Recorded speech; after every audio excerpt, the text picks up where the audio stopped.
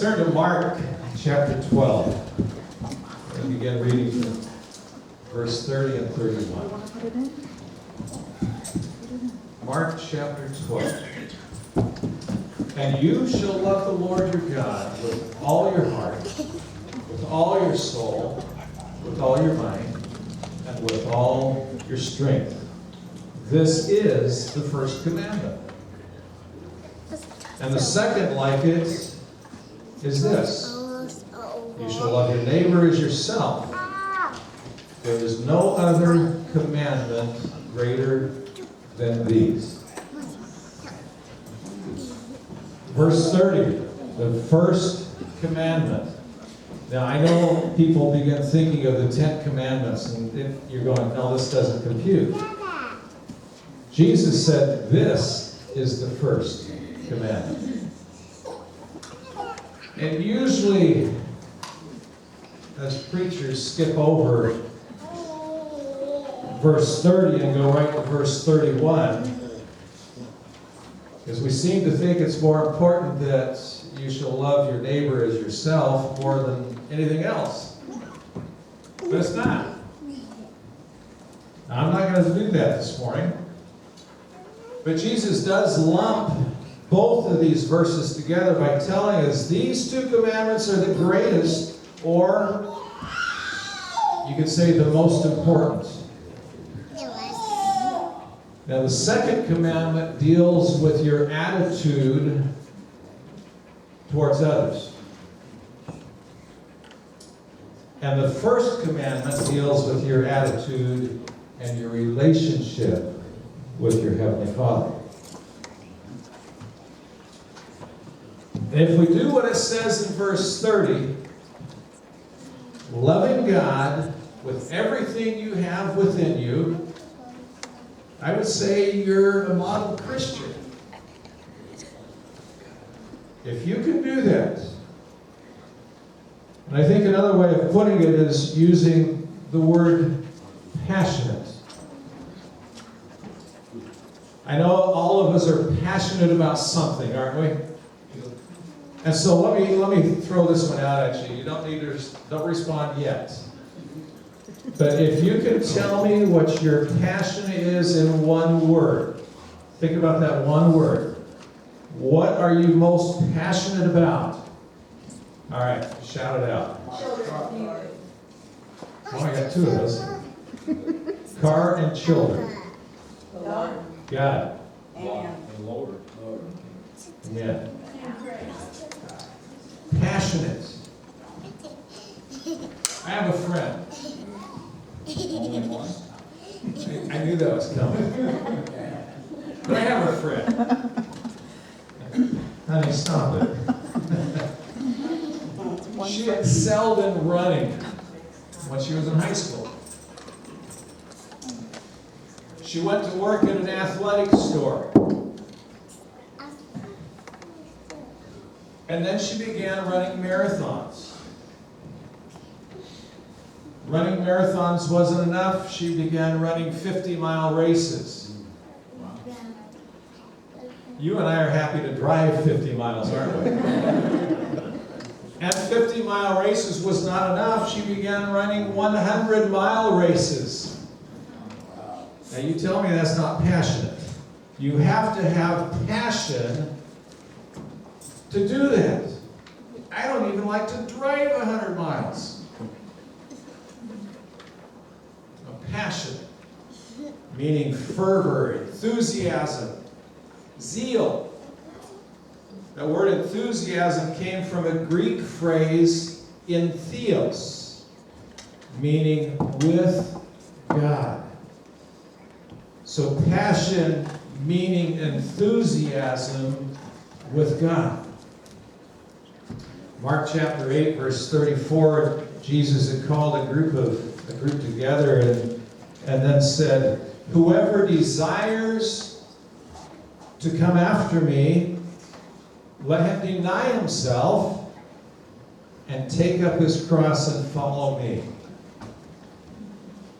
The simple definition of denying yourself is found in 1 Corinthians chapter 10, verse 24, meaning seeking the good of others before looking out for yourself. That's what denying yourself means. So I want to ask this question today.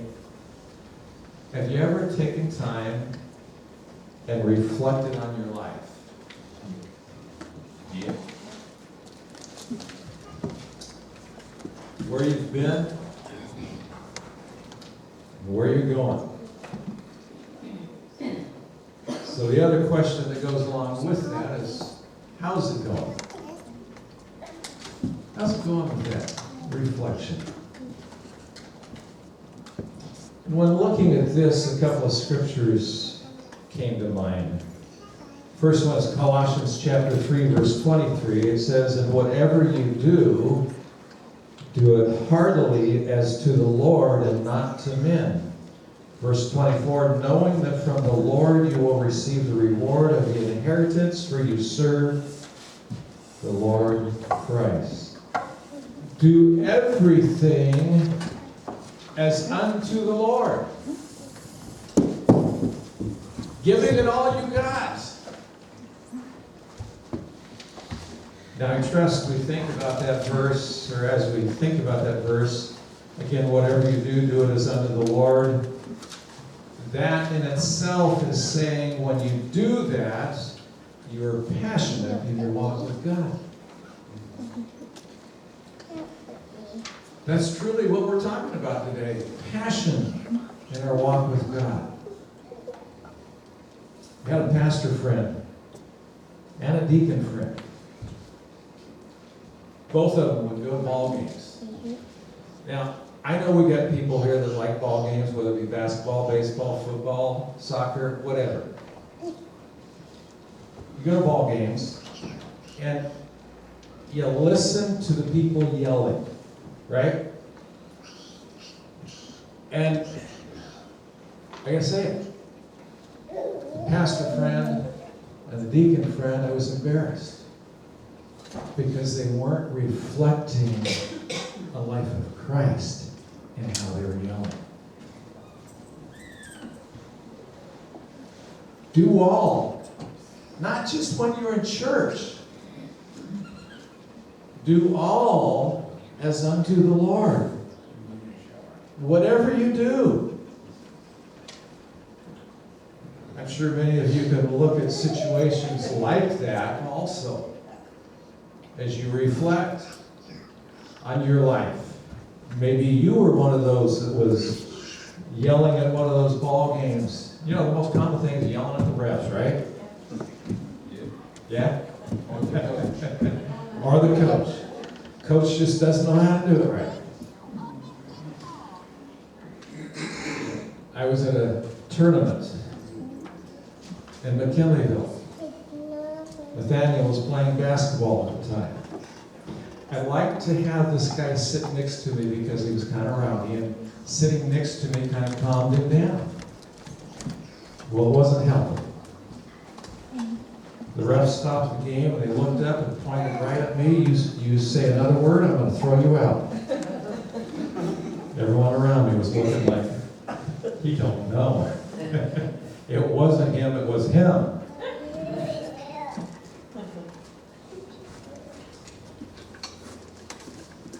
Do everything that you do as unto the Lord.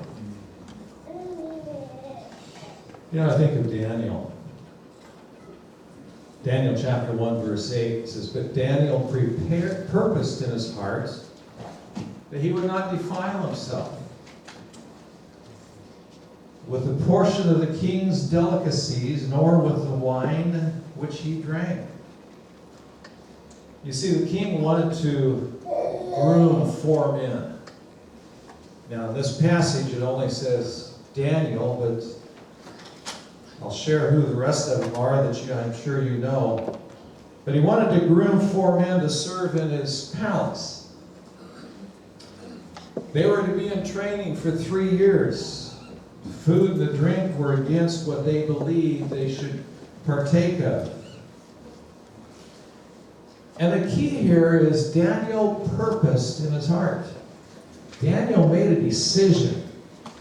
He chose that he was going to follow God, and there was nothing going to take him astray from that. Daniel wasn't going to do something if it wasn't pleasing to God. Didn't matter to him if the king wanted him to do it or not. The other 3 mentions in Daniel were Shadrach, Meshach, and Abednego. The king wanted them to bow down in front of an idol that he had built. They said no. All 4 of these men could have chosen the easy way out. But they purposed in their heart that they were going to serve God. And there was going to be nothing that took them away from that. Even in Daniel's prayer life, the king made a decree, kind of tricked into making a decree, but he made a decree that they couldn't pray to any god for 30 days. Yet Daniel continued to pray because that was his custom, and nothing was going to stop with him and his communication with his Heavenly Father. He had a commitment to God. The key here is each one of these men were passionate about what they did for their Heavenly Father. They were passionate in their walk with God. They would do nothing that would bring into question their commitment to God. Now I want to go back to this phrase, in all we do it as unto the Lord. So I'm going to just name a few things here, starting off with, in everything we do it as unto the Lord, our work. Whether you're a pizza maker, coffee barista, a checker, a fireman, cabinet maker, homemaker, bookkeeper, you name it. Whatever we do it as unto the Lord. How many people would come to know our God if they looked at our life and say, I didn't know you were a Christian? I believe God brought to mind a phrase. It was a phrase I've heard before. It's just 4 words, that all may know. Now to you, it may seem like, what are you talking about? I want to live my life in such a way that people will know that I'm serving God. That God is first in my life. I also believe that as you live your life full of passion for God, people will come to know God in a personal way because they see God active in your life. Go with me for a minute. Light turned yellow. Just in front of him. The man did the right thing, stopping at the crosswalk, even though he could have beaten the red light by accelerating through the intersection. The tailgating lady was furious and honked her horn, screaming in frustration as she missed her chance to get through the intersection. Tailgating lady was furious, and as she was still in mid-rant, she heard a tap on her window and looked up into the face of a very serious police officer. The officer ordered her to exit her car with her hands up. He took her to the police station where she was searched, fingerprinted, photographed, and placed in a holding cell. After a couple of hours, a policeman approached the cell and opened the door. She was escorted back to the booking desk where the arresting officer was waiting and with her personal effects. And He said, you know, I'm very sorry for this mistake, ma'am. You see, I pulled up behind your car while you were blowing your horn, flipping off the guy in front of you and pressing a blue streak at him. And I noticed the What Would Jesus Do bumper sticker, the Choose Life license plate holder, the Follow Me to Sunday School bumper sticker, and the chrome-plated Christian fish emblem on the trunk. So naturally, I assumed you had stolen the car. What's your witness?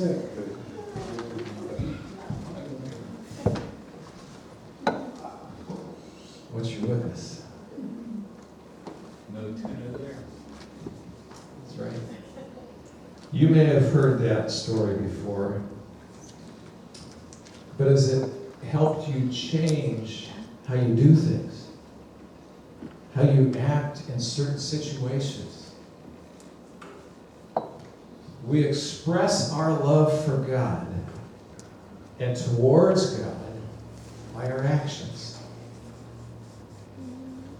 1 John chapter 5, verse 3, for this is the love of God, that we keep His commandments, and His commandments are not burdensome. In other words, they aren't a chore to do because of our love for the one that gives them. No one wants to love or be loved because we're told or commanded to. 1 John chapter 4, 19 says we love Him because He first loved us. And as you think of that verse, you can reflect back, and I'm using that word a lot this morning, reflect back and recall all of the things that Christ has done for us. All of the things that He has done for us. We love Him because He first loved us. This guy's name is Bill. He has wild hair, wears a t-shirt with holes in it, jeans and no shoes. This was literally his wardrobe for his entire 4 years of college. He's brilliant. He became a Christian while attending college. The church service had already started, and so Bill starts down the aisle looking for a seat. Church is completely packed and he can't find a seat. By now, people are really looking about just a little bit uncomfortable, but no one was saying anything. Bill gets closer and closer and closer to the pulpit, and when he realizes there are no seats, he just sits down, right on the carpet. Although perfectly acceptable at a college campus, trust me, this had never happened in that church before. By now, the people are really uptight and the tension in the air is thick. About this time, the minister realizes that from way at the back of the church, a deacon is slowly making his way toward Bill. Now, the deacon is in his 80s. He has silver gray hair and a three-piece suit. He's a godly man, very elegant, very dignified, very courtly. Walks with a cane, and as he starts walking toward this boy, everyone is saying to themselves, you can't blame him for what he's going to do. How can you expect a man of his age and of his background to understand some college kid sitting on the front, on the floor? It takes a long time for the man to reach the boy. Church is utterly silent, except for the clicking of the man's cane. All eyes are focused on him. You can't even hear anyone breathing. Minister can't even preach the sermon until the deacon does what he has to do. And now they see this elderly man drop his cane on the floor. With great difficulty, he lowers himself and sits down next to Bill. Worships with him, so he won't be alone. Everyone chokes up with emotion. When the minister gains control, he says, "What I'm about to preach, you will never remember. But what you have just seen, you will never forget." Be careful how you live. You may be the only witness some people never see.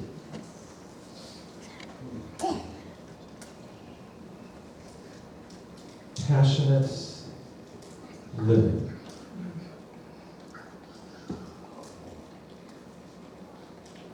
Is not giving God part of your life.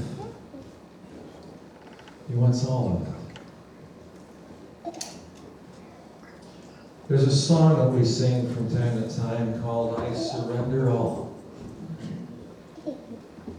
Some of you may remember it, others not.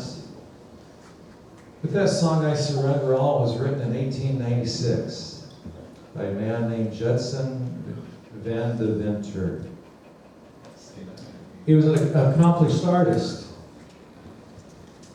taught art in public schools, and Judson was also very active in his church. He struggled with an idea of developing his talent for art or becoming an evangelist.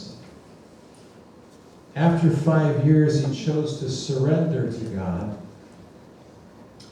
and become a full-time evangelist.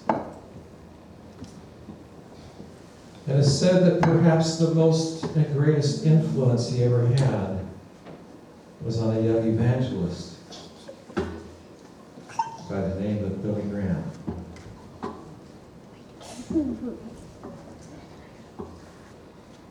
You never know whose life you're going to touch. You never know what your actions are going to spark in someone else's life.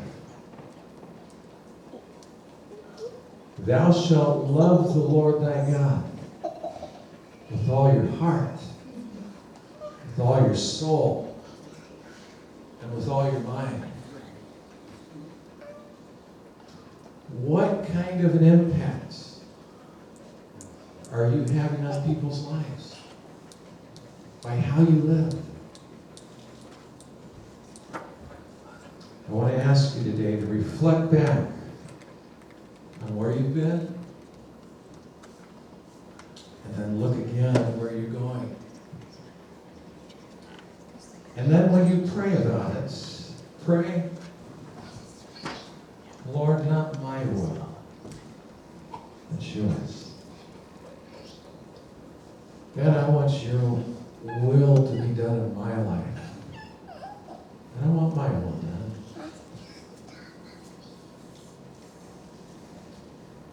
Lord, help me to live my life passionately for you. Would you bow your heads just for a moment?